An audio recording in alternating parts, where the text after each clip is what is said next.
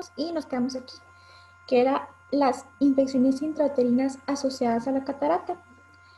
Y bueno, vimos que las principales eran rubiola, toxoplasmosis, citomegalovirus y pues otras como la varicela, sífilis, sarampión y pues el virus de la inmunodeficiencia humana. Ay, no había puesto en grande. Listo. Bueno, la rubiola se va, en el caso de un paciente que tenga rubiola, pues se va a transmitir por medio de, durante el parto, el contacto de la placenta con la madre infectada. Y aparte de cataratas, pues se va a, bueno, van a aparecer cataratas unilaterales y bilaterales, generalmente nucleares perladas, pero en un 15% van a ser difusas. Y en el caso de la toxoplasmosis, aparte de aparecer cataratas, van a aparecer corioretinitis, microoftalmia y atrofia óptica. Luego tenemos el citomegalovirus, que también se va a asociar a cataratas, pero también a ictericia, hepatosplenomegalia, microcefalia, calcificaciones intracraneales y, bueno, las otras que también pueden causar infección intrauterina y aparte catarata se dan contra la varicela, que la varicela nos decía que también cursaba con retraso mental y que puede ser letal en un paciente que no se le trate de manera oportuna. Bueno, ahora vamos a ver las cataratas que se asocian a una enfermedad sistémica. Primero vamos a empezar con el síndrome de Down o la trisomía 21, que en este caso, pues las manifestaciones sistémicas ya las conocemos, que son los rasgos característicos, la enfermedad cardiorrespiratoria, que tiene una esperanza de vida reducida. Y en cuanto a las manifestaciones oculares, que es lo que nos interesa, es que las opacidades van a ser simétricas y que pueden aparecer otras alteraciones como las manchas de Brushfield, la hipoplasia en el iris, blefaritis crónica, miopía, estrabismo y queratoconio. Otra asociación sistémica sería la trisomía 18, síndrome de Edwards, que pues tenemos las características sistémicas, que es la cardiopatía, retraso mental, sordera, los rasgos faciales característicos, y nos dice que va a tener catarata, pero también puede haber tosis, microoftalmía, opacidad corneal, colobomo vial y displasia vitreoretiniana. Bueno, ya que vimos eso, vamos a ver las cataratas que se van a asociar a trastornos metabólicos. Y vamos a empezar primero con la galactosemia, que la galactosemia va a ser una enfermedad autosómica recesiva que se va a caracterizar porque hay una deficiencia de la enzima galactosa 1-fosfato uridiltransferasa. Como no hay esta enzima, pues obviamente se va a hay una galactosa y por lo tanto va a acumularse la galactosa y va a empezar a formar una opacidad del cristalino, que es muy característica esta, que es la en gota de aceite. Y nos dice que si los cambios son incipientes o insignificantes y se tratan de manera oportuna, se puede revertir. Otros trastornos metabólicos asociados puede ser el hipoparatiroidismo y el pseudoparatiroidismo. Y nos menciona que cuando la concentración de calcio es menor de 9.5, ya se va a originar la catarata. Mira, en esa fotografía en la que tienes a la derecha, si la clasificáramos por la anatomía de la catarata, ¿qué tipo de catarata sería?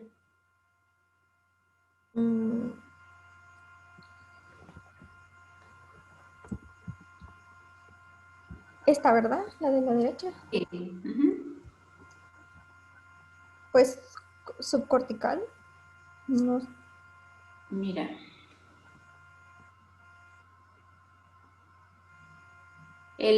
La primera línea equivale a córnea. Esta sería la corteza, y esto de aquí sería el núcleo, y acá sería subcapsular posterior. Entonces, si se fijan, la mayor densidad está nuclear. ¿Verdad? O sea, se marca muy bien el núcleo, eso es una catarata nuclear, principalmente. En la fotografía de la izquierda, pues no podemos diferenciar muy bien porque es como que con una luz difusa, pues no. Bien pudiera ser una catarata total. Bien, síguele. Bueno, otras causas relacionadas a catarata puede ser tóxica como por medicamentos, que nos incluye la clorpromacina, los corticoides o una hipervitaminosis, principalmente la vitamina D. O puede ser cuando nos falta algo como deficiencia de vitamina A, triptofano, ácido fólico, vitamina B12. O cuando hay radiaciones ionizantes que es en dosis bajas, por eso ya lo hemos visto. Bueno, la evaluación. Ya por último, para ya empezar a ver el tratamiento, en la evaluación, ya lo hemos visto esto con la doctora, hay que siempre checar a los bebés, el recién nacido, y fijarse en el aspecto del reflejo rojo y pues el grado de visualización de ese fondo de ojo. Y ya nos dice cómo va a estar. Si una catarata está muy densa que impide ver el fondo de ojo, no hay dudas de que tiene que ser tratada con cirugía. Y luego nos habla que una catarata que es menos densa nos permite visualizar con un oftalmoscopio indirecto los vasos retinianos, pero no con el directo. Y cuando es una opacidad insignificante, permite visualizar los vasos tanto con el oftalmoscopio directo como el indirecto. Y podemos también sospechar de catarata cuando vemos un paciente que tiene ausencia de la fijación central o que tiene nistagmo y estrabismo. Y bueno, ya seguiría el tratamiento de la catarata. Bueno, vamos a seguir con el manejo quirúrgico. ¿Sí me escucho bien? Sí. Bueno, dentro de las consideraciones preoperatorias nos mencionaba las indicaciones quirúrgicas y nos decía que la indicación más común es la mejoría de la visión, ya que si se llega a una catarata que impide propiamente la visión y la realización de las actividades de la vida diaria más elementales, pues sería una de las mayores o la indicación con mayor peso. Sin embargo, las indicaciones médicas serían aquellas que, por ejemplo, la catarata pone en riesgo la salud ocular. En este caso nos ponía el ejemplo del glaucoma facolítico o facomórfico, que lo vamos a ver en el tema que sigue, pero pues como se pone en riesgo la salud ocular, pues también es una indicación de peso. Sobre la evaluación sistémica preparatoria, pues nos dice principalmente que se debe de hacer una historia clínica completa y que esto nos va a ayudar a dirigir un poco más esta evaluación sistémica y la oftalmológica posteriormente. Y ahorita vamos a ver un cuadro donde tenemos que ver un poco sobre las consideraciones de las enfermedades presentes en el paciente. Sin embargo, que también se debe evaluar muy bien la medicación actual del paciente para ver si no puede haber efectos adversos o durante la operación, y nos ponía, por ejemplo, que algunos de los medicamentos que se deben de cuestionar dentro de esta evaluación sistémica preoperatoria son los alfa-bloqueantes sistémicos como la tamsuridina, ya que este puede dar el síndrome de iris flácido intraoperatorio, nos ponía como ejemplo. También nos mencionaba que se debe revisar adecuadamente si el paciente tiene alergias y revisar si realmente es una alergia o simplemente es una intolerancia. Y nos ponía de referencia que se debería de evaluar si el paciente tiene alergia a medicamentos como las sulfamidas y antibióticos que se utilizan normalmente en la cirugía. También mencionaba que se debería ver si el paciente tiene alergia al yodo, porque normalmente esto se utiliza como, se me fue la palabra, antiséptico, sí, se puede decir así. Bueno, Es con lo que lavamos para una cirugía, sí. Y está hecho a base de yodo. Y nos decía que pues si el paciente no tenía una antecedente de que diga que si era alérgico al yodo, se podría que si el paciente es alérgico al marisco, no se puede indicar una alergia al yodo. Y otro tipo de alergias, por ejemplo, el látex, perdón, porque si el paciente es alérgico al látex, pues el cirujano debe utilizar guantes sin látex. También nos mencionaba sobre los pacientes que son portadores de estafilococo aureus resistente a la metilcilina, que se deberían de detectar adecuadamente, y en su caso de que salieran positivos a ser portadores de se les debe dar tratamiento ya conforme a las guías locales o nacionales para erradicarlo. Y sobre el transporte nos mencionaba principalmente que se debe evaluar, por ejemplo, si el paciente tiene problemas de movilidad o, por ejemplo, si el paciente tiene un índice de masa corporal demasiado elevado, pues para tener eso a consideración. Dale, Diana. Bueno, aquí es lo que les decía. Se deben de tomar en cuenta el tratamiento de enfermedades previas o las condiciones médicas que pueden afectar la indicación de la cirugía electiva. Nos ponía el ejemplo de la diabetes mellitus y nos dice que si no hay un control adecuado se debe suspender o retrasar la cirugía y se debe comunicar con el médico tratante pues, para tratar de llegar a un nivel adecuado. Sobre la hipertensión arterial nos dice que si la presión sistólica es mayor a 170 y la diastólica mayor a 100, se debe demorar la cirugía y llegar a controlar al paciente, ya que esto puede tener un problema de sangrado o una hemorragia supracoroidea. Sobre el infarto al miocardio reciente o sospecha de uno antiguo, nos dice que se debe retrasar la cirugía de 3 a 6 meses a partir de la fecha en que sucedió. En la enfermedad respiratoria nos mencionaba que se debe de hacer la prueba de cúbito por mínimo 30 minutos, o sea, que el paciente aguante esta posición por 30 minutos y que la función respiratoria se debe de llevar al máximo adecuado que se pueda. Sobre la úlcera en una pierna o otra herida cutánea nos dice que se debe de llegar primeramente antes de la cirugía a una resolución de esta lesión y nos mencionaba que en caso de que no se pudiera llegar a una resolución, porque pues sabemos que hay heridas muy crónicas que no fácil curan, pues se debe de vendar para evitar cualquier tipo de contaminación.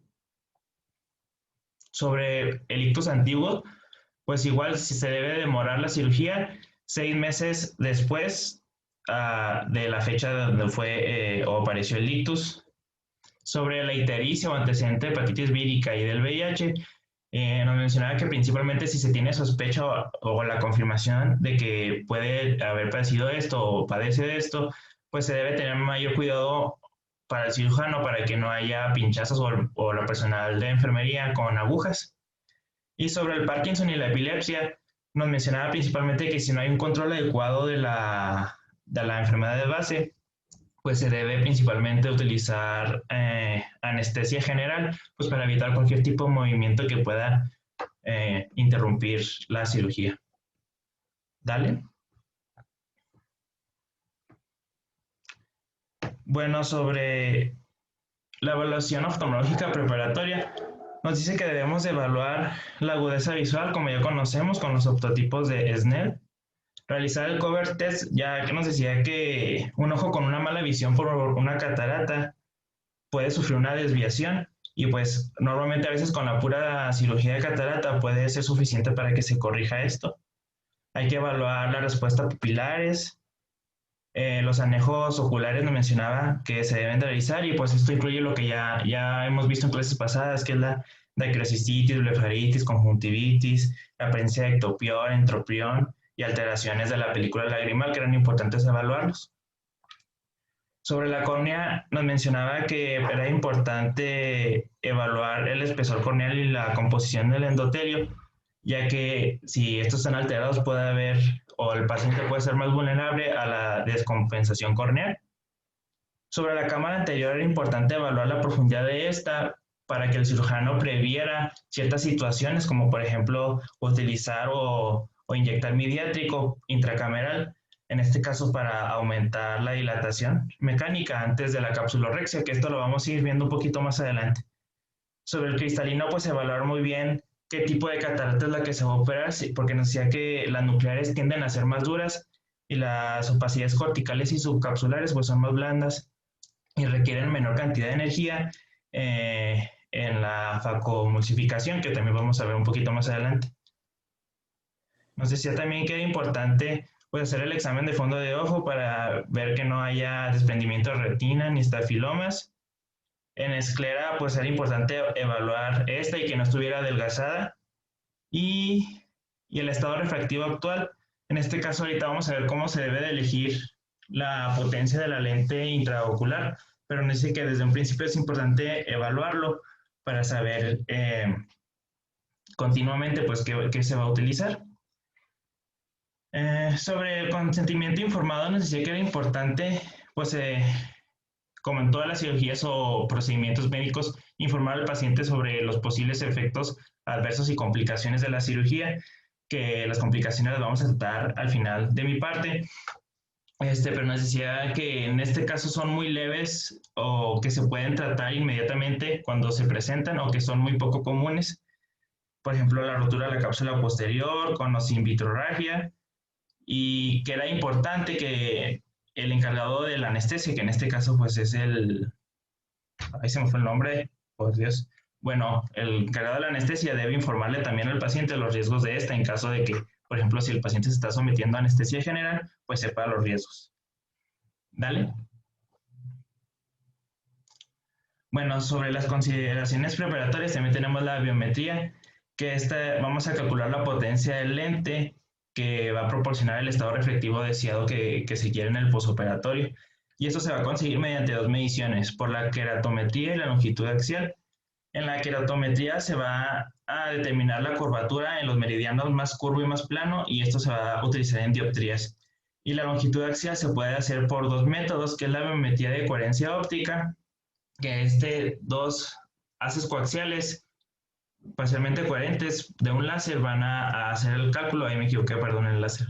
Y la ecografía en moda nos dice que también se puede utilizar, y en específico nos mencionaba que se puede utilizar una con baño de agua encima del ojo, que es conocida como ecografía de inmersión, y que el eje del ultrasonido debe ir en paralelo con el eje visual para tener una mejor medición. Y que en esto se utilizan fórmulas de cálculo que pues la verdad el libro nada más mencionaba que son los de mero abajo, que son las fórmulas para calcular la potencia del lente intraocular, y que también hay que tomar en cuenta tanto la profundidad de la cámara anterior y el espesor del cristalino. Y que otras consideraciones para este cálculo de la biometría era, por ejemplo, si el paciente había sido sometido anteriormente a una cirugía reflectiva, si el paciente utiliza lentes de contacto. Y aquí nos mencionaba sobre los lentes de contacto, de que si el paciente utilizaba lentes de contacto, ay, creo que no era aquí, no, sí, lentes de contacto blandas se tenían que suspender una semana antes, y si utilizaba lentes de contacto rígidas se deben suspender hasta 3 semanas antes. Y la constante A personalizada nos decía que es una constante, cierta variación del cirujano por su propia técnica personalizada de la cirugía. De las fórmulas que pusiste ahí, pues realmente las vamos a escoger dependiendo del eje anteroposterior del ojo. O sea, dependiendo de eso, será la que mejor nos calcule el poder de la lente implantar. Muy bien, ¿qué más? Dale. Bueno, y por aquí les puse la imagen de la biometría de coherencia y la pantalla del biómetro óptico. El C es una biometría por ultrasonido de contacto, y pues cómo se vería en el equipo. Dale. Bueno, ahora hablando de la refracción posoperatoria, pues nos decía que la refracción posoperatoria deseada es una hemetropía que normalmente se ajusta a menos 0.25 dioptrías, en este caso para compensar algún posible error de la biometría. Y que nos mencionaba que el ojo, un ojo de otro no debe diferir más de 2 dioptrías para evitar problemas de fusión binocular. Y esto creo que lo entendí así, de que estos son posibles, por ejemplo, la monovisión, las lentes multifocales, son posibles ajustes que se pueden utilizar, doctora. Por ejemplo, nos decía que en la monovisión se dejaba el ojo no dominante con una miopía entre 1 y 2 dioptrías para que el paciente pudiera leer sin gafas, y el ojo dominante métrope, pues ya que con la cirugía, pues el paciente va a perder la función de enfocar. No sé si estoy bien en eso. Sí, o sea, por ejemplo, en pacientes ya con presbicia y que tienen catarata, se les puede ofrecer esto sería como una facorrefractiva. En el caso que mencionas de la monovisión, dejamos un ojo enfocando a visión cercana y el otro ojo a visión lejana. Obvio que el ojo preferente a visión lejana, porque es lo que más ocupamos en la vida común. Ajá. Excepto el estudiante de medicina, que ocupa mucho su visión cercana, porque estudia mucho. Entonces, es una buena técnica, pero también es importante que hagamos pruebas preoperatorias, colocándoles un lente de contacto a los pacientes, para ver si tiene esa maleabilidad cerebral de poder aceptar tener una visión diferente en cada ojo, porque si no vamos a tener pacientes con cefaleas intensas y astenopia propiamente, que lo habíamos visto cuando hablamos de refracción, que es el malestar general que da una mala visión. ¿Ok? En el caso de lentes multifocales, También se destina principalmente pues mayores de 48 años, en donde ya no hay un poder de acomodación importante. Anteriormente se pensaba que nada más podíamos hacer esta cirugía en presencia de catarata, pero no estaba aceptada la cirugía facorrefractiva, y ahorita, aunque el paciente no tenga catarata, podemos hacer una cirugía. Se llama facorrefractiva porque implica quitar el cristalino a la vez que estoy corrigiendo un error de refracción. Entonces, el multifocal es un lente que tiene como anillos concéntricos y que, dependiendo de la intensidad de la luz, vamos a poder, y al tamaño pupilar, obviamente, vamos a poder enfocar de lejos o de cerca, dependiendo de la actividad. Muy bien, ¿qué más? Esto es así como que conocimiento general, ¿eh? No crean que se les van a hacer preguntas ni de fórmulas, ni de... No, eso no. Bueno, y el anterior nos mencionaba a los pacientes jóvenes, que nos decía que aquellos que son menores de 50 años pueden tener problemas para adaptarse a la pérdida repentina de la acomodación, y pues hay que tratar de hablar con los pacientes para decirles que se van a acostumbrar a esto.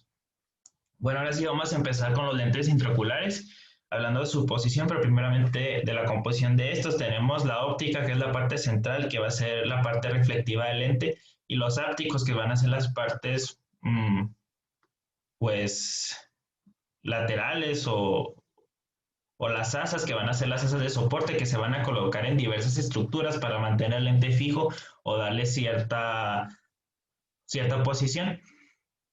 Nos dice que la cirugía moderna de catarata con conservación de la cápsula cristalino, el lente intraocular va a ir en el saco que se va a dejar posteriormente, que ahorita vamos a platicar un poquito sobre la cirugía como tal. Y nos mencionaba que cuando hay una rotura de la cápsula posterior, que es una complicación que vamos a hablar más adelante, el lente se puede colocar tanto en la cápsula, en la cámara posterior, perdón, con los ápticos en el surco ciliar, o en la cámara anterior con los ápticos en el ángulo.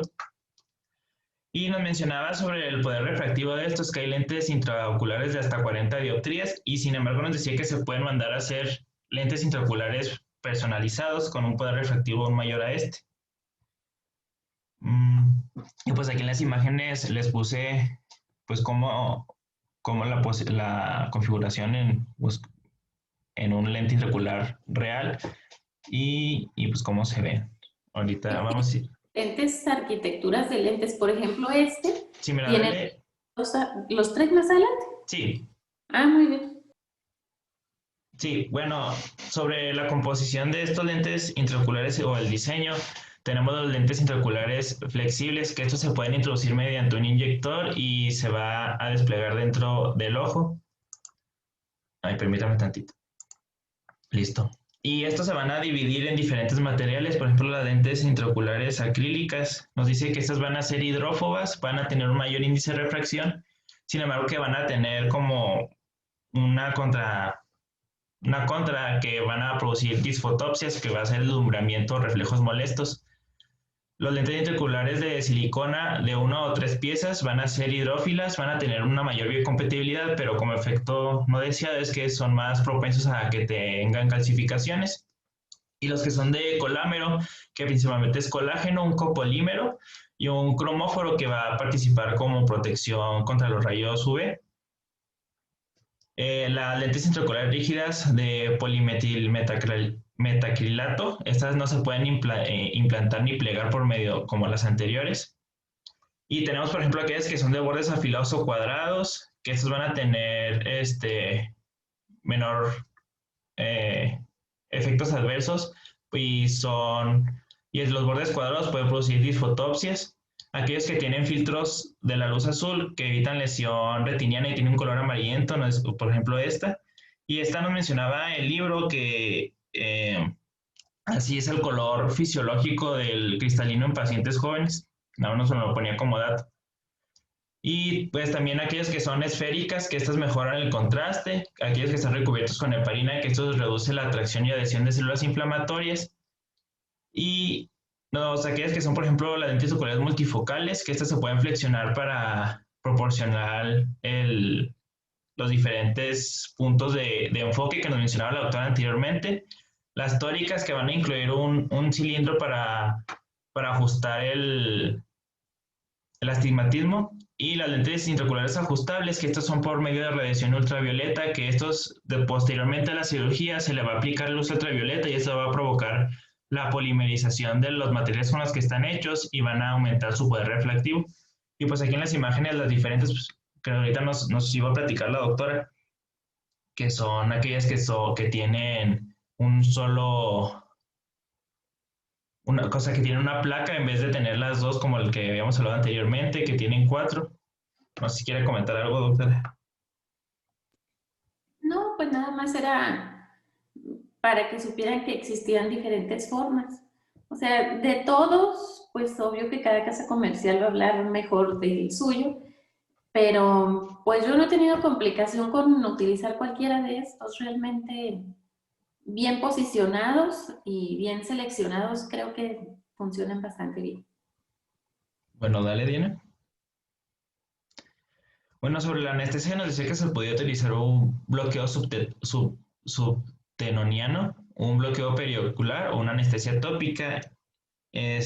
Sobre lo único que nos menciona el libro es que nos describe un poquito más es la anestesia tópica, que se utilizaba colirios de proximetacaína a 0.5% con tetracaína de 1%, o un gel de lidocaína al 2%, potenciado con lidocaína intracameral de 0.2 a 1%. Y pues aquí en la imagen les puse la anestesia local, cómo es el procedimiento. Que este sería el subtenoniano, me imagino, creo que sí. No alcanzo a leer. Sí, pues ahí básicamente es como poner una transeptal, o sea, tenemos que ir por atrás del septum para llegar al espacio subteno. La técnica de anestesia a utilizar va a depender mucho del tipo de paciente. O sea, incluso podemos utilizar la anestesia tópica en aquellos que no son altamente ansiosos, que toleran bien la luz, que pueden cooperar. Cuando hablamos de ir a hacer unas cirugías que son en masa, por ejemplo, en unas jornadas quirúrgicas, pues yo creo que el mejor método va a ser la retrovulvar o la subtenoniana o periocular. ¿Por qué? Porque no tienes mucho tiempo para pedirle al paciente, explicarle al paciente que no se mueva, que esto, que el otro. Entonces es así como que le evitamos todas las molestias y podemos trabajar de forma más rápida. Pero cualquiera del método que escojamos, pues es bueno si lo aplicamos bien. Ok, dale, Dina. Bueno, sobre la cirugía manual, decía que la vieja técnica intracapsular era principalmente pues, quitar el cristalino completo y pues poner una lente intraocular. Sin embargo, actualmente los cirujanos se han ido más por la extracapsular, que es una capsulotomía anterior que deja una incisión y pues se deja el saco y es donde se introduce lente intraocular. Y pues que actualmente se utiliza también la cirugía manual de catarata con pequeña incisión, que solamente deja un pequeño túnel esclerocorneal y que este es autosellable. Y pues esta es la extracción intracapsular, la extracción extracapsular y esta es la cirugía manual de catarata con pequeña incisión. Dale. Bueno, vamos a hablar de la facomulsificación y hablando principalmente de la facodinámica. Bueno, nos decía que hay varios componentes de esta y... Yo creo que esto ya no, Marco. Oh, ok. Bueno, yo lo puse porque venía en el libro, pero por mí... Sí, no, pues olvídate, eso está ya como muy profundo. Sale, entonces, pues estas son las... Si quieres, dale. Pues es lo mismo con los aparatos. Ahí si quieres, sí, para que los vean. Estos son los aparatos de facomulsificación, que hay diferentes tipos y pues de manera simple se utiliza como hay irrigación, o sea, hay un componente que se le está dando al ojo y demás. Sí, dale. Ahorita la cirugía de catarata, a diferencia de lo que, bueno, no es que se hiciera antes, sino que previo a que hubiera este procedimiento con ultrasonido, la mayoría de las cirugías eran extracapsulares con heridas amplias, a lo mejor 8 o 9 milímetros, de 7 a 9 milímetros fácilmente, para poder sacar el cristalino así completo. Pero posteriormente se ideó la cirugía de incisión, en donde por la parte externa vemos incisiones de unos 5 milímetros Pero por la parte interna, las heridas pueden ser hasta de 8 milímetros, porque tienen una arquitectura diferente. Posteriormente empieza la cirugía con ultrasonido, entonces ahora pues desbaratamos todo el cristalino adentro del ojo a través de una incisión máxima de 3 milímetros, o se puede ser de 2.1, 2.8, no sé, hasta 3 milímetros, 3.2. Y por ahí se aspira todo el cristalino, la corteza además, y por ahí mismo ponemos el lente intraocular. Pues son cirugías ambulatorias y con una recuperación rápida. Pero pues nada más es así como para que lo conocieran, ¿verdad? Esto sí, doctora.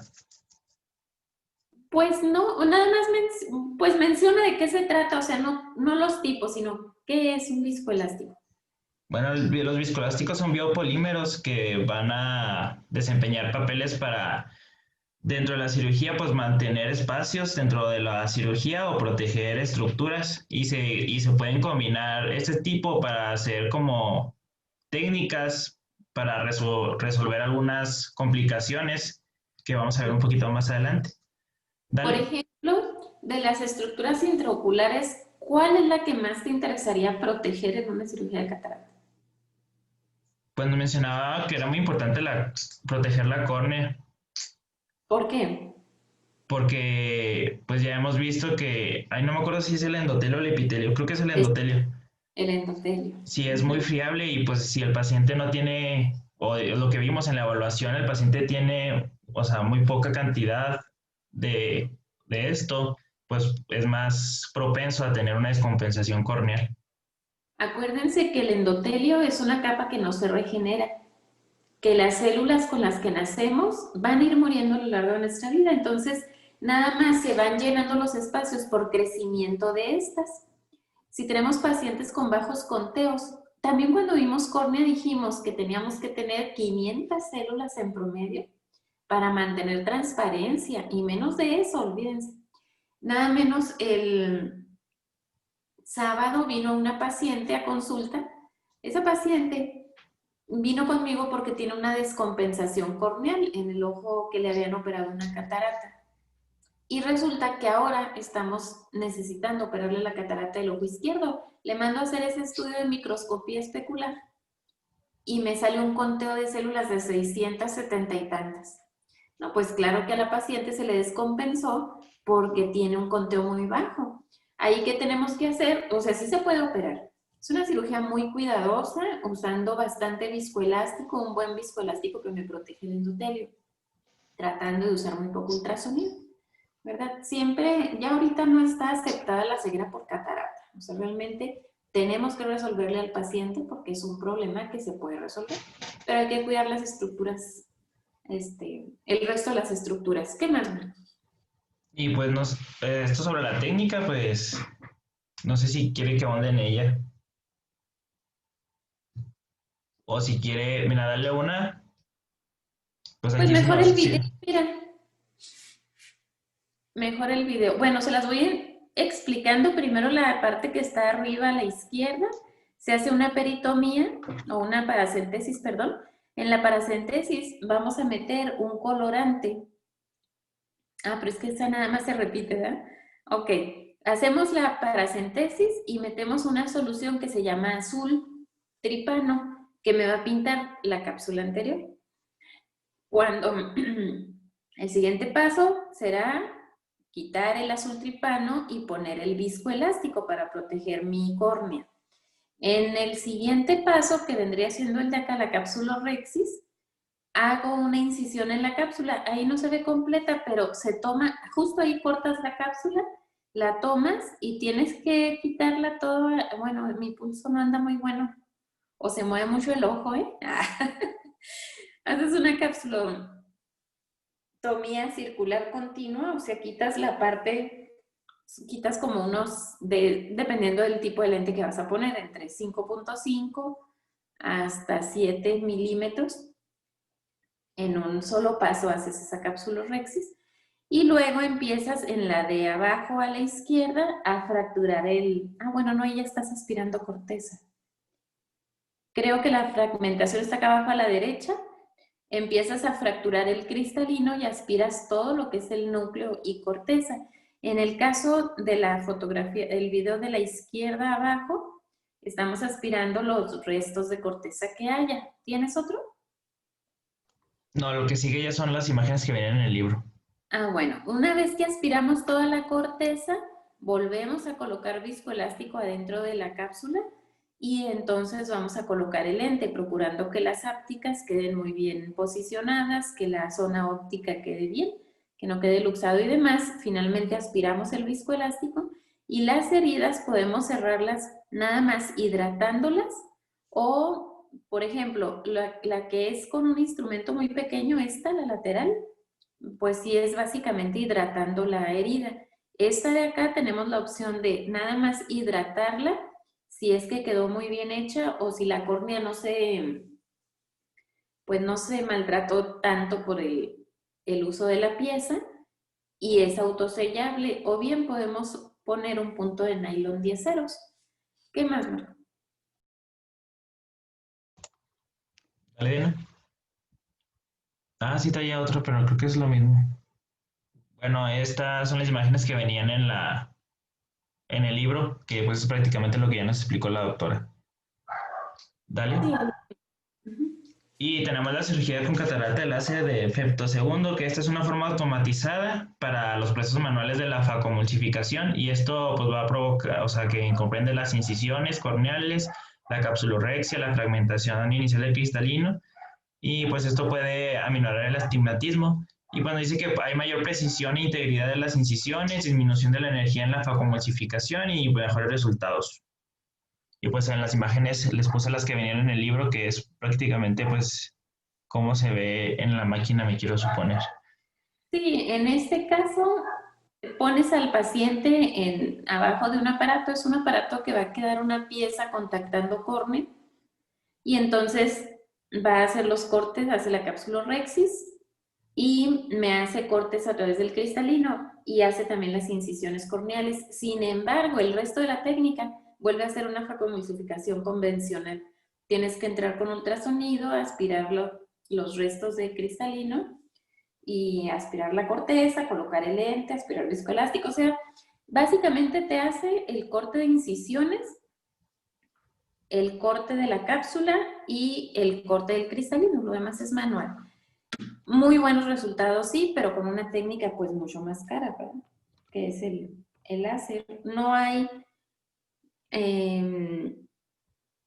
creo yo que no hay un problema de hacerla como la hacemos normalmente con cortes. ¿Por qué? Porque utilizas cuchilletes por paciente.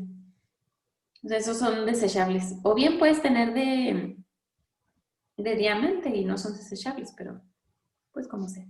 Ok, muy bien, ¿qué más? Dale. Bueno, ahora vamos a hablar sobre las complicaciones quirúrgicas. Dale.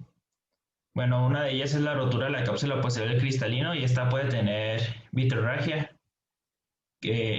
migración posterior del material del cristalino y una hemorragia expulsiva también se puede complicar con eso, y que la vitrorragia puede ocasionar edema macular cistoide, desprendimiento de retina, endoftalmitis, ectopia pupilar, uveitis, glaucoma y la dislocación posterior del lente intraocular.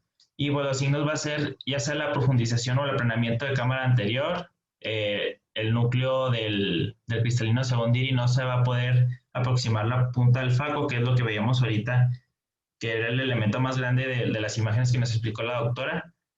No se puede, se aspira el vitrio con la punta del faco y pues, se puede observar el desgarro a simple vista.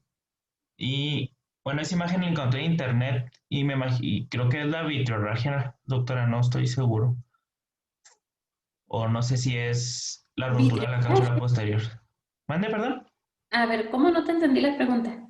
Que esa imagen la encontré en internet, pero no me acuerdo si la encontré por la vitrorragia o si es la rotura de la cápsula posterior. Es la ruptura de la cápsula. Sí. Dale. Bueno, el tratamiento va a depender de la magnitud del desgarro y la dureza y el tamaño de cualquier material residual cristalino. Y pues se va a utilizar viscoelástico, que ya habíamos hablado que se iba a utilizar en ciertas complicaciones, en este caso para darle un tipo de tratamiento. Nos dice que se puede ampliar la incisión e intrusión del disuador del lente debajo del defecto y eliminar los fragmentos nucleares residuales en el foco. También Pues nos ahí no dice, sé así como mencionarles, Marco, también. ok, y pues principalmente nada más hay que colocar el lente ya sea por la ruptura del saco, ya sea en cámara anterior o cámara posterior, y en la imagen les puse cómo es una que venía en el libro, cómo es la inserción de una lente intraocular en la cámara anterior. La caída del vitro de fragmentos nucleares, pues esto es por una dislocación de los fragmentos del cristalino a cavidad vítrea, y esto puede tener, aparte que es una complicación, puede originar otras cosas como glaucoma, uveitis crónica, desprendimiento de retina, edema macular cistoide crónico, y que principalmente aquí lo que se debe tratar es la inflamación, y si hay aumento de la presión intraocular, pues hay que tratarlo. Y pues esto nada más se puede hacer con la vitrectomía por pars plana para cuando son fragmentos muy grandes.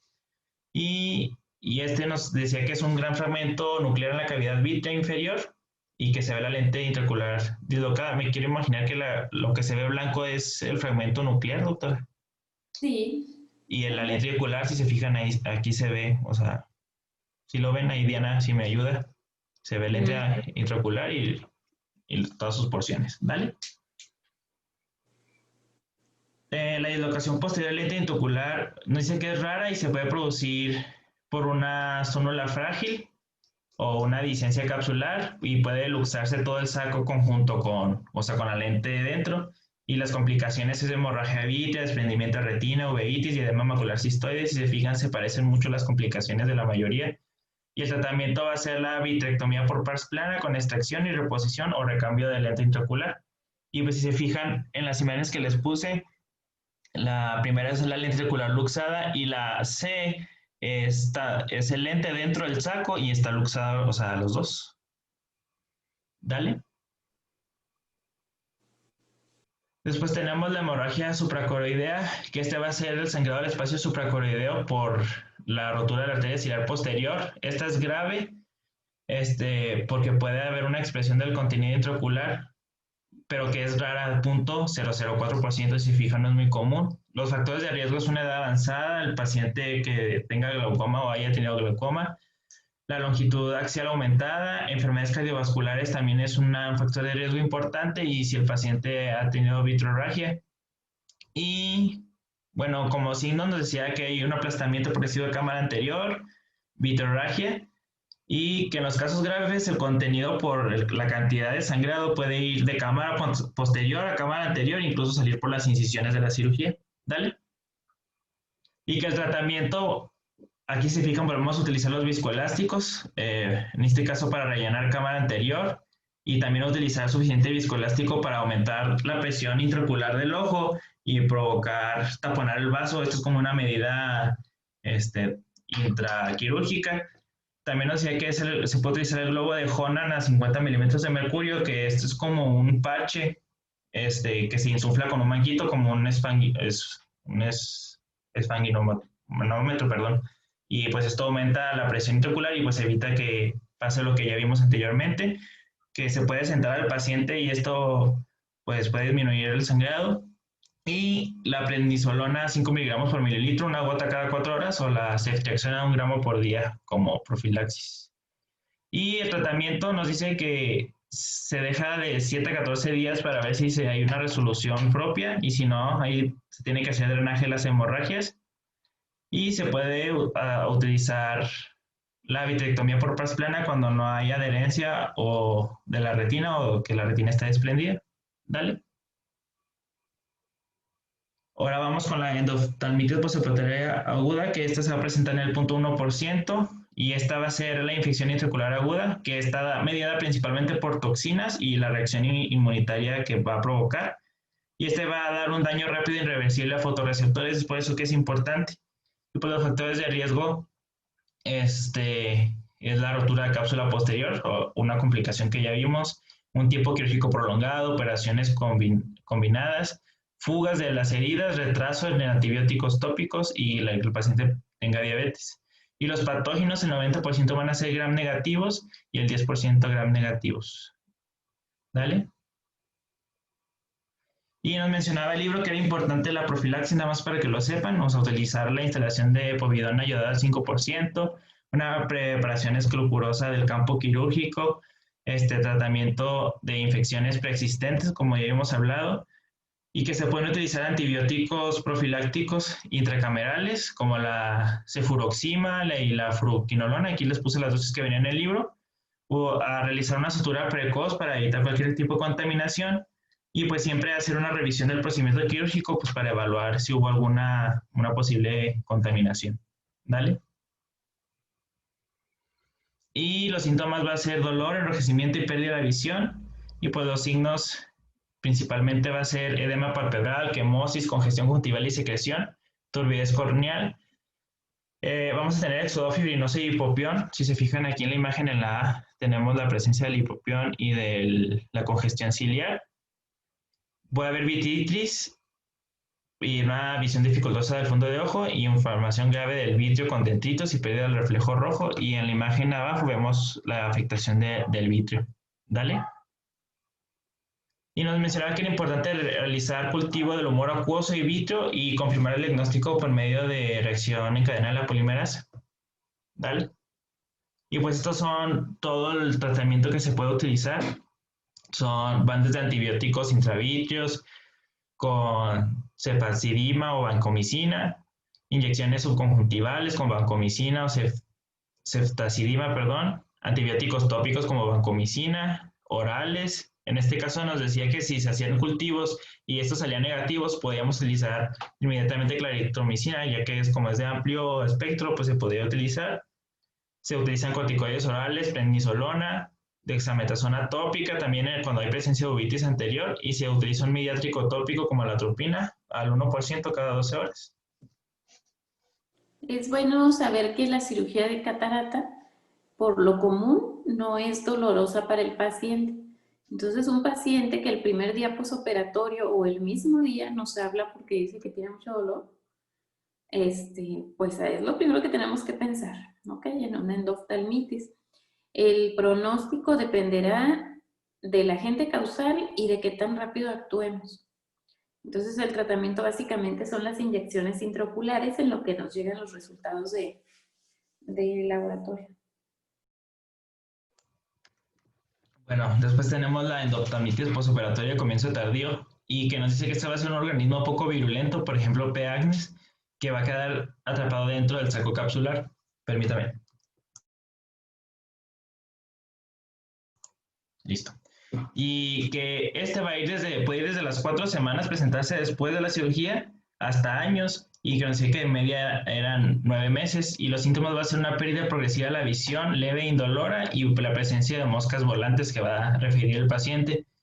Y los signos va a ser una uveitis anterior leve, con precipitados queratínicos medianos o grandes, que es la imagen que vemos arriba en la A, cierto grado de vitritis, y que es frecuente observar el crecimiento de una placa capsular, perdón, que son gérmenes secuestrados con restos corticales dentro de la bolsa capsular periférica, que es la B que vemos abajo, y me parece que la placa es eso que se ve en el haz de luz, doctora. Esa como forma. Sí. Dale, Diana. El tratamiento inicial pues va a ser dar moxifloxacino durante de 10-400 miligramos diarios o claritromicina 500 miligramos cada 12 horas. Y igual que en la anterior, realizar muestra de humor acuoso, vitrio y cultivos y la prueba en cadena de polimerasa, reacción de cadena de polimerasa, perdón. Y cuando son casos persistentes, se pueden utilizar antibióticos intravitreos que normalmente no son resolutivos, con la vancomicina 1 o 2 miligramos en 0.1 mililitros. Se puede hacer eliminación del saco capsular por vitrectomía por pars plana y una colocación de un lente intraocular posterior. Y pues estas imágenes que les puse es de cómo se hace la vitrectomía por pars plana. ¿Dale? Después tenemos la opacificación de la cápsula posterior, que esta es una de las complicaciones tardías más común de esta operación y va a terminar afectando al 50% de los pacientes. Y esta va a ser debido a una proliferación del epitelio cristaliniano que va a permanecer en el saco capsular, o sea que no se drenó, se podría decir.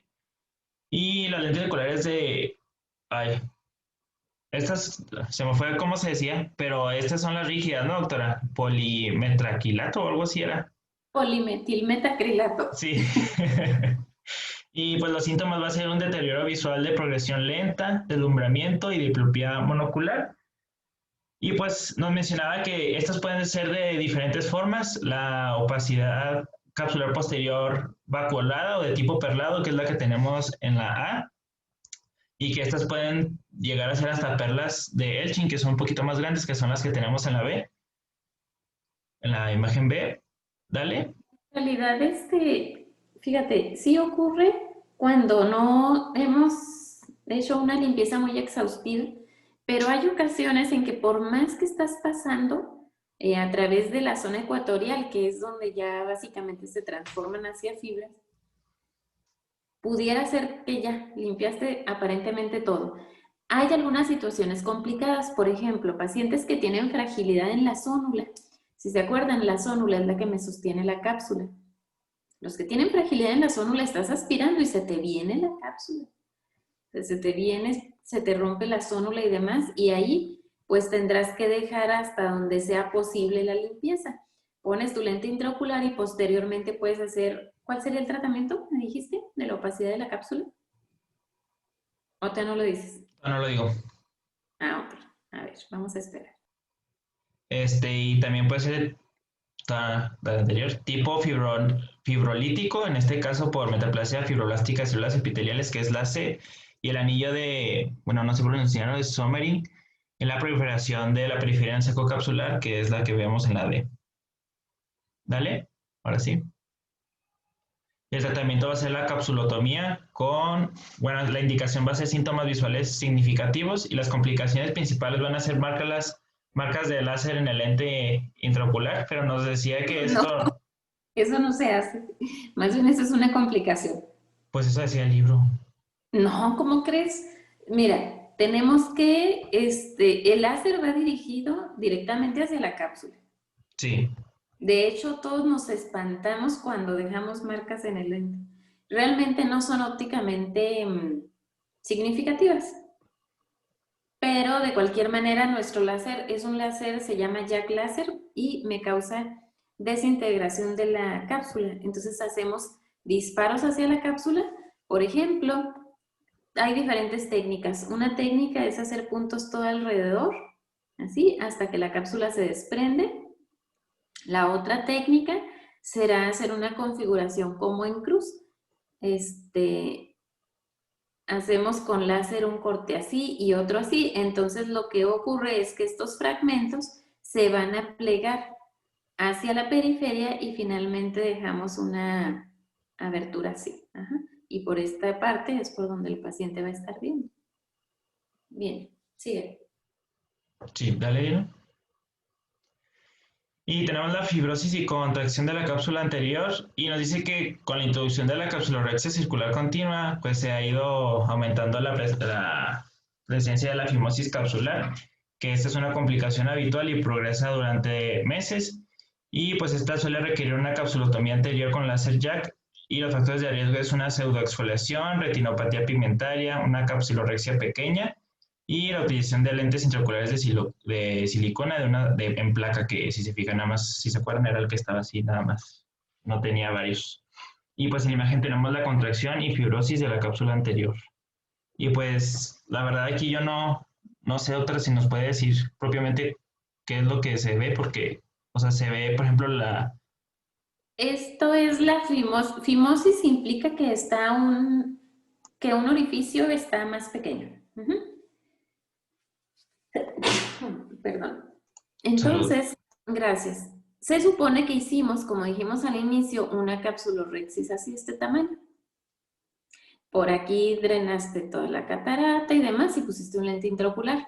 Cuando hay fimosis, ocurrió esto. O sea, todo esto es la cápsula que está opaca porque se pone como metaplásica también. Y entonces el tejido fibroso finalmente se contrae y deja un orificio muy pequeño.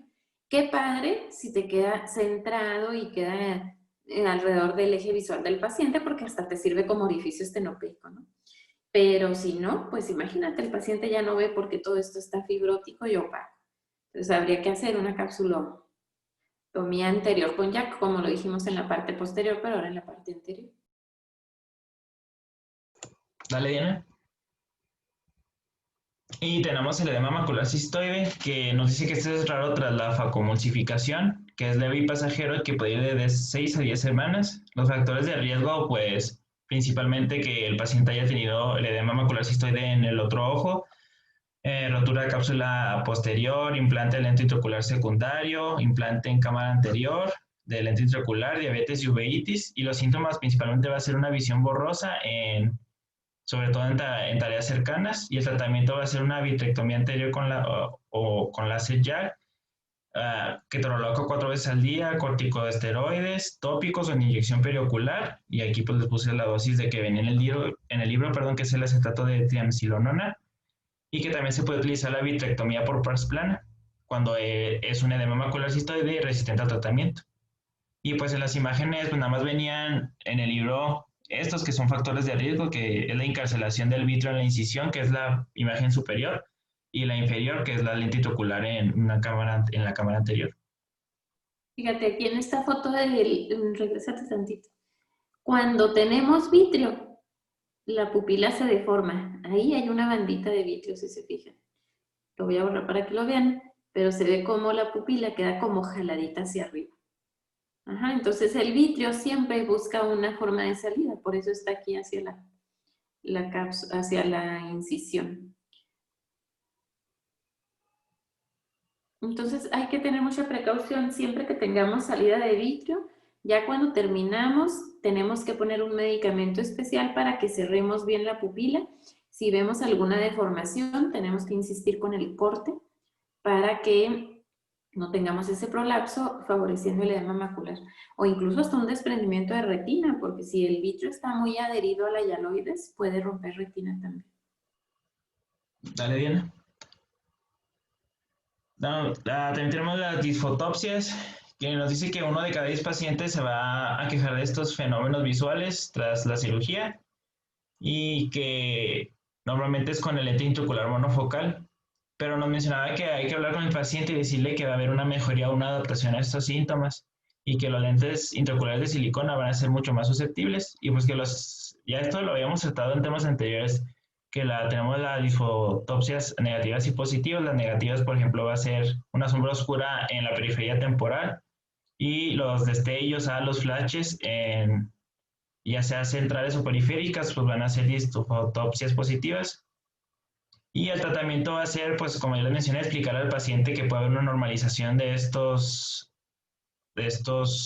fenómenos visuales y que si hay síntomas nocturnos positivos se podría dar la primolidina, una gota cada 12 horas, o si de plano al paciente pues no hay una adaptación, se puede optar por el recambio de la lente intraocular. Dale. Y ya por último, estos nos mencionaba así como que más que podían pasar, pero no nos describía mucho en el libro, que es la descompensación corneal de las que ya estuvimos hablando con la doctora, que nos dice que puede haber un edema corneal que es común en el postoperatorio, pero normalmente es leve y transitorio, y si es más intenso, puede provocar, o sea, puede ser provocado por cuando hay núcleos densos, una cirugía complicada, traumatismo endotelial y aumenta la presión intraocular. Sobre la tosis nos dice que esta normalmente es leve y es secundaria a múltiples mecanismos y esta suele mejorar, pero que el paciente pues lo debemos de mantener observación durante 1 año sobre esto. La malposición de lente intraocular nos dice que es poco frecuente y está asociado a problemas ópticos y estructurales y puede ser necesario reemplazar el lente o recolocarlo en su posición adecuada. Y como nos mencionaba ahorita la doctora, el desprendimiento de retina, que normalmente va a ser regmatógeno y va a ser poco frecuente. Los factores de riesgo va a ser una degeneración en empalizada. Eso no lo encontré, doctora, pero sí lo mencionaba el libro. Roturas retinianas y la miopía maligna. Y el tratamiento, pues como ya hemos visto de muchos efectos adversos de la cirugía, pues va a ser la vitrectomía por pars plana. La degeneración en empalizada son lesiones periféricas de retina, ¿verdad? Que nos pudieran predisponer a zonas de fragilidad. Ok, y creo que ya es todo por mi parte por ahora. Muy Ay, bien. pues, Mira ahí. sí están pues, descentralizadas las lentes intraoculares. La B es la subluxación y pues en la A está mal colocada. Sí, mira, en la primera incluso, regrésate, el áptica está hacia la cámara anterior. ¿Ya? Y en el otro, en la de abajo, mira, hubo una ruptura de cápsula posterior. Ahí se observa la ruptura y seguramente hay vitrio en este sector porque podemos ver cómo está rechazada aquí la corteza. Entonces seguramente hay vitrio y el vitrio me va a estar empujando lente hacia abajo. O sea, todo eso hay que tratar. Si se rompe, la cápsula posterior mide menos de 4 micras. Y en cataratas que están muy duras, pues olvídense, puede romperse con una facilidad tremenda. Entonces, el cirujano debe de prever eso. Puedo tener una ruptura, puedo tener una zonulolisis, etcétera, y contar con lo necesario para podérselo resolver al paciente. O sea, con esta ruptura aquí, si el cirujano pudiera haber aspirado lo mejor posible la corteza, si podemos controlar que no haya vitrio en la parte anterior, se coloca el lente y generalmente no pasa a mayores. Pero pues sí, estas son complicaciones que todos podemos tener, ¿verdad? Muy bien. ¿Qué más, Marco? Ya sigue Meni. Muy bien. Ahora vamos a continuar con lo que son algunas anomalías del cristalino. ¿Dale? La primera que nos comentaba el libro, que fue donde lo encontré, fue en el Kansky, porque pues el libro base ni siquiera lo ponía, que básicamente lo define como una indentación congénita en la periferia del cristalino, pero por deficiencia en las fibras que lo sostienen, en la zona en la que parece como que está abollado, que normalmente está asociado con coloboma del iris o del fondo de ojo, y que por sí solo, o sea, cuando se presenta solo, no es propiamente un coloboma, porque no se debe, o sea, la alteración no se debe a que alguna capa de tejido no haya cerrado correctamente, sino que faltan las fibras que sostienen esa zona del cristalino. ¿Dale?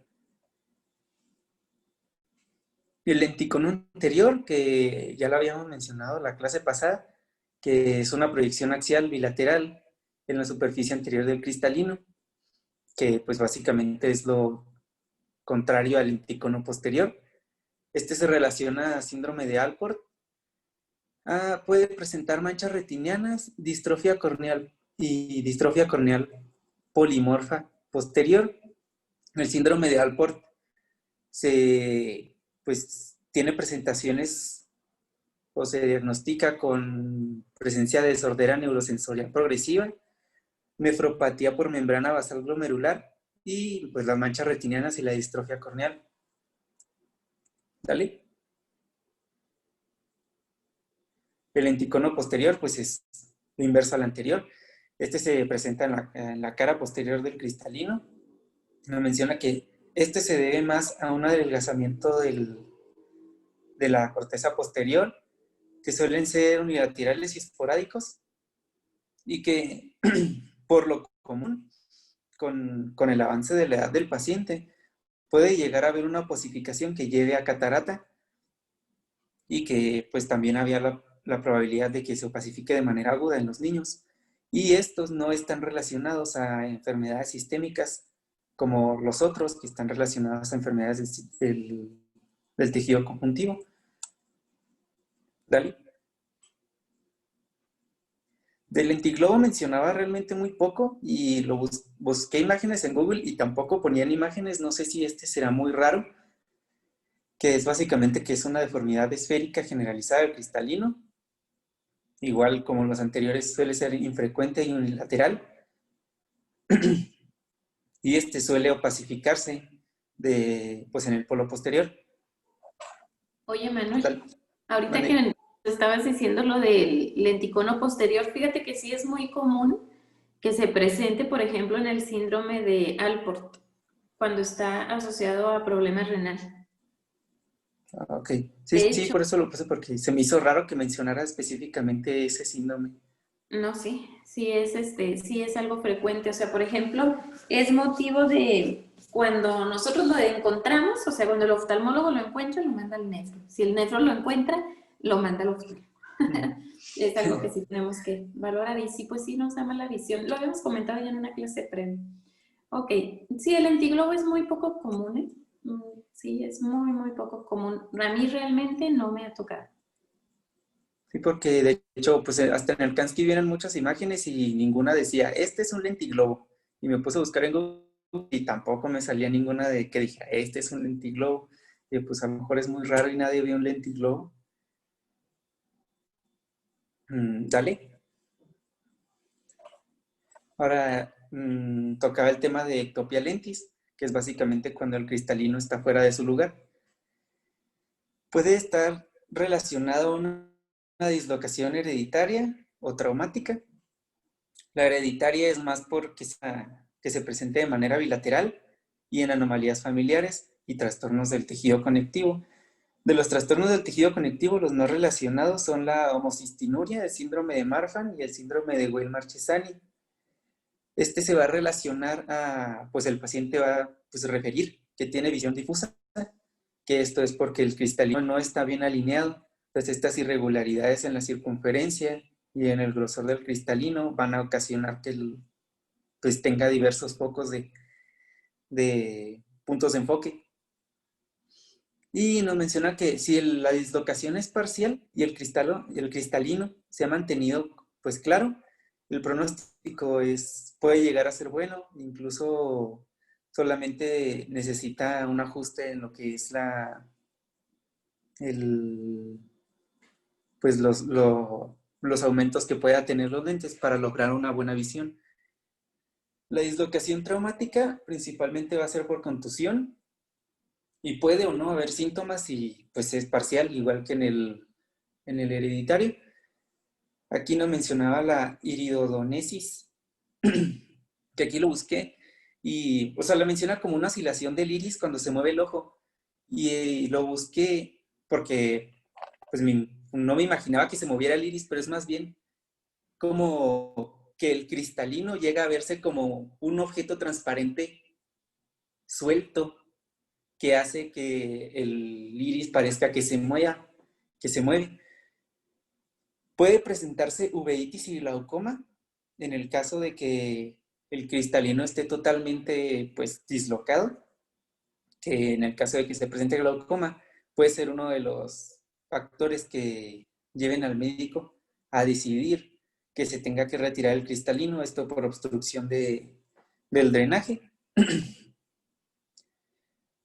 Y nos mencionaba ya los métodos para retirar el cristalino, que pues puede ser remoción por el anillo ciliar, facofragmentación, facoemulsificación.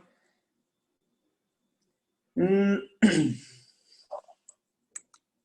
menciona que si el paciente presentaba catarata, puede llegar a predispone a la cirugía por pérdida de humor vítreo, que va a llevar a un desprendimiento de retina. Y que si el paciente presenta glaucoma que pueda ser tratado mediante pues, medicamentos, puede llegarse a mantener el cristalino si responde al tratamiento. El primero, bueno, ahora las imágenes. La primera imagen es una ectopía tanto de iris como de cristalino. Y pues ahí es un poco pues obvio que el iris está en un lugar que no debe. El segundo es una subluxación. Más bien la pupila, ¿no? Iris, pues esta. Más bien la pupila es la que está como en una configuración diferente. El segundo es una subluxación. Y el tercero lo puse porque esta es una subluxación, pero se debe a síndrome de Marfan. Entonces se ve más la alteración en las fibras. ¿Qué viene siendo esto que se ve aquí? ¿Son las fibras anulares o pues son la de zinc? Entonces, Lo que sí es una técnica por retroiluminación. Entonces, por eso las vemos así tan oscuras y parecieran tan gruesas. Realmente son como bien finitas, como en esta foto. Ahí hay que saber más o menos hacia dónde es lo más frecuente de subluxación o la dislocación, por ejemplo, en las colagenopatías. Ok, sí, porque eso sí no lo mencionaba. Eso habrá que investigar. Dale. Ahora, el tratamiento en general para las anomalías del cristalino va a ser la corrección de la distorsión óptica, en el caso de que presenten astigmatismo o alguna otra, porque ya vamos a ver las que siguen. Puede ser que existan efectos del borde del cristalino en el caso de que el cristalino pase a la cámara anterior, que puede ser causa de que haya glaucoma, la colocación de gafas y pues la extracción quirúrgica del cristalino solamente en el caso de que pues, exista un glaucoma intratable o que el defecto de refracción también sea intratable. ¿Sale? Aquí nos mencionaba otras dos que no venían en el temario, pero pues estaban cortitas y pues las puse. La microesferofaquia, que es un cristalino pequeño y esférico, que es la imagen del lado izquierdo, en la cual, pues en el centro del cristalino se alcanza a ver una formación un poco más esférica, que esto nos va a llegar a dar alteraciones en lo que es la refracción. Y la microfaquia, que este es un cristalino pequeño y pues anormalmente pequeño.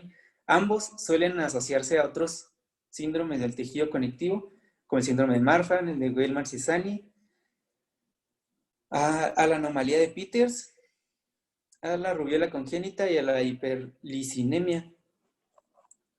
Y los dos están asociados a complicaciones como pues miopía lenticular, que ya habíamos visto en el primer parcial, que es una miopía que se debe a un exceso de refracción del cristalino o de alguna otra estructura, pero en este caso es del cristalino. Subluxación o luxación total, que nos lleve a una visión borrosa por falta de alineación de esta estructura. Y que la microfaquia está mayormente asociada al síndrome de Lowe. Y ahora sí, ya sería todo. Muy bien. ¿Preguntas, muchachos, sobre el tema de cristalino? Pues es un tema muy sencillo realmente. ¿Hablaste, Fer? ¿Qué pasó? Ya no se lo entiende. ¿No? Tu micrófono casi Eh, no funciona. Creo que está escribiendo. A ver.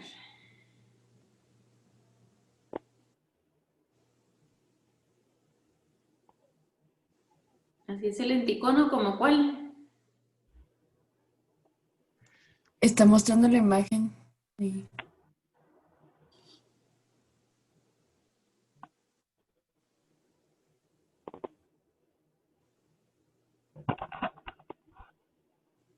¿En dónde? ¿Me escucho? Ándale, ya te escuchas.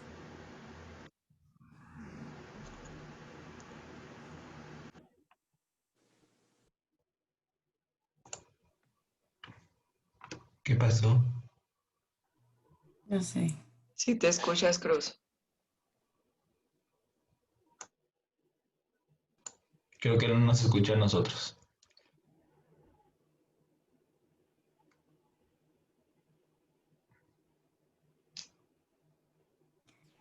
La doctora no vio las Ya lo imágenes. escribió.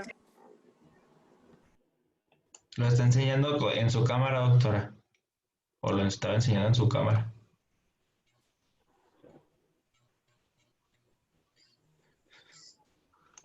Es que se ve el puro reflejo y no se puede... O sea, para poder determinar si es un lenticono o cualquiera de las anormalidades, tendríamos que verlo. ¿Por qué no lo pone? ¿No lo pueden mandar a quien nos comparte pantalla? O mándaselo a Marco por WhatsApp y luego ya él me lo manda a mí. Esa sería otra opción. A ver si se puede ver bien esa imagen, porque Si se fijaron durante la clase, la forma como podíamos determinar la estructura del cristalino es haciendo cortes anteroposteriores con una inclinación de unos 60 grados. O sea, cuando vemos por retroiluminación o una luz directa, es más difícil que podamos determinar en qué punto está esa alteración. Pero bueno, a ver si puedes mandar la imagen y ya la vemos acá.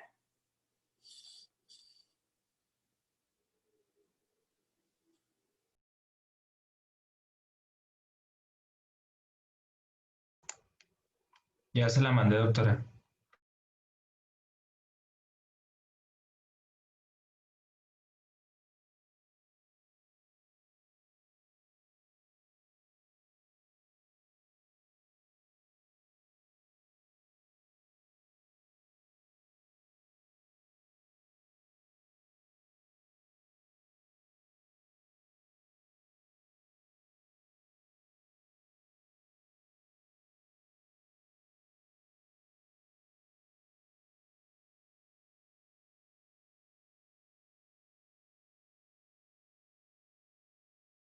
Perdón, estoy acá hablando yo con el de cerrado.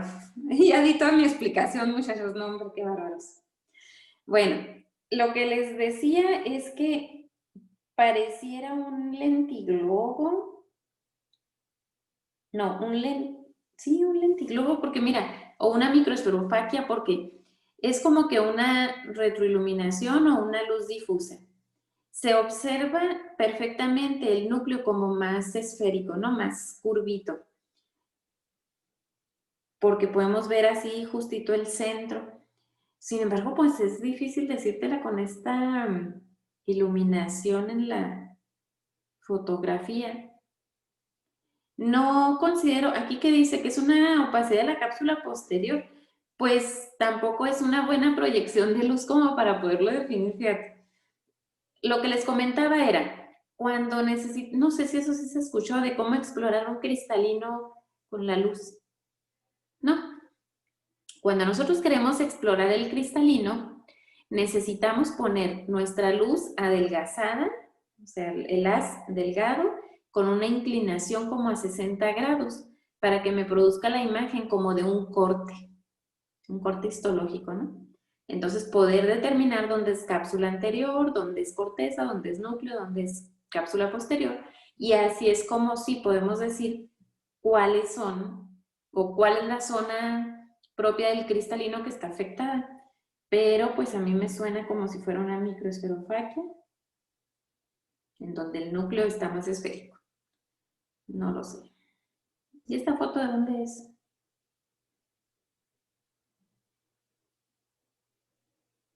¿O qué te dice el texto? Pues es que la foto la sacaste como muy... la cortaste mucho.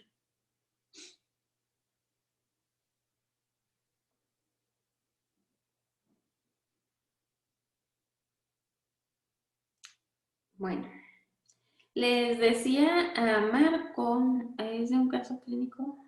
Ah, ok.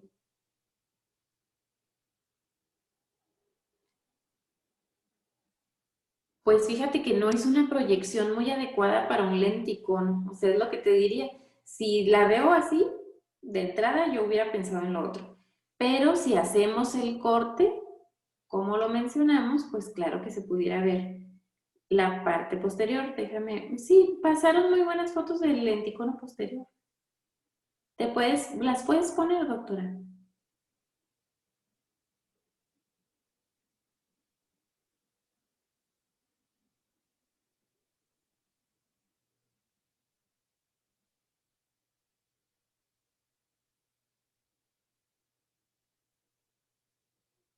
Un lenticono anterior, pues también pudiera ser lenticono anterior. Pero pues, a ver, espérame, déjame cambiar la forma de ver las pantallas. Ah, no hemos puesto la presentación, ¿verdad? A ver si puedes poner la presentación para que podamos checar eso. ¿De cristalino, doctora? Sí, donde vimos el lenticono. Mira, Marco, te estoy mandando una fotografía para que le envíes. Seguramente ahí es la proyección, el tipo de luz con la que podemos determinar si es anterior o posterior. Si la veo de forma así difusa, híjole, no, muchachos, pues es muy complicado.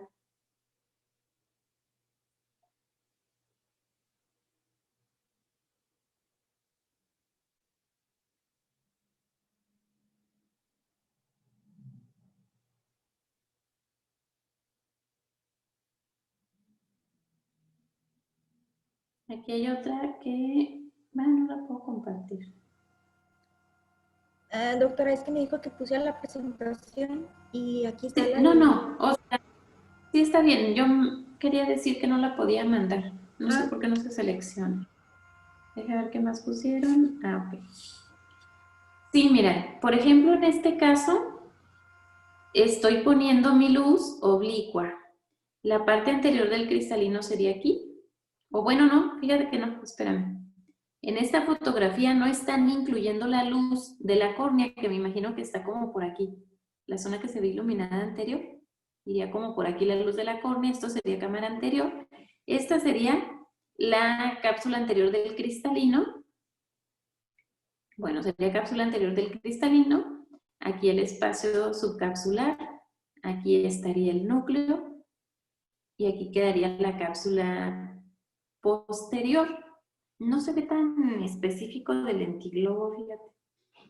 Como que no da una proyección tan importante aquí. A ver, era la única que teníamos, digo, del lenticono. Es la única que teníamos. Ahí está. Esta se ve mucho mejor. Seguro, pero este es anterior. Esta curvatura sí, acuérdense, no es normal. La cápsula anterior del cristalino como que es un poquito más, digo, la parte anterior es un poquito más plana. ¿Se acuerdan que lo habíamos comentado? Que era la forma como íbamos a poder distinguir si estoy viendo la parte anterior o la posterior en un cristalino solo. Sin embargo, en el lenticono anterior existe esta protuberancia. Claro que si la veo de forma anteroposterior, pues me va a dar una imagen como la que nos mandaste, Fernando, pero no es fácil. O sea, tendrías que hacer un diagnóstico diferencial entre lenticono, esferofaquia, etcétera, porque queda como muy en el centro y no me puede definir exactamente en qué porción está. Entonces, cualquier fotografía que queramos diagnosticar, o sea, por ejemplo, si a mí se me ocurre en el examen ponerles esta foto, pues no pondría la que tú nos mandaste porque va a prestarse a confusión. Pondría esta en donde es fácilmente perceptible la zona de alteración en curvatura. Bueno, ¿alguna otra duda, muchachos? No, Doctora. Ok, fíjense bien, les estaba comentando que nos faltan 4 temas y y tenemos 3 clases ya nada más. Doctora, Entonces necesitamos, y dime. lo que estaba hablando con el grupo es que a lo mejor este miércoles nos ponemos de acuerdo y vemos glaucoma, que ya es un tema que ya está listo para que Excelente. es el tema que sigue, y ya el lunes continuamos con el siguiente, que es vitrio y retina. Ah, me parece súper bien. Entonces, el miércoles, déjame checar aquí cómo estamos.